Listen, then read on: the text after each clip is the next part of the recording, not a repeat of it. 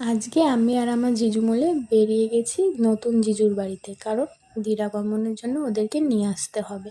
আর ওদেরকে নিয়ে রেডি সেডি হয়ে আমরা বেরিয়ে পড়েছি। আর জানো তো, যখন আমাদের বাড়ির রাস্তাটা এসেছিল আর দিদি কতটা খুশি হচ্ছে আর কি বলছে শোনো। কেমন লাগছে তোমার? টাকা একটু দেখি। সেই খুশি, আর কিছুক্ষণের অপেক্ষা। পুরা ব্যস্ত আছে দেখ। ওই প্রবালি তোর থেকে বেশি বসন্তিটা খুশি হয়ে গেছে। মামা বাড়িতে যখন যাই তখন এত না খুশি। ও কি বলছে জানো, বলছে যখন মামা বাড়ি বা কোথাও ঘুরতে যাই এতটা খুশি হয় না, আজকে যেন একটু আলাদা রকমই খুশি হচ্ছে।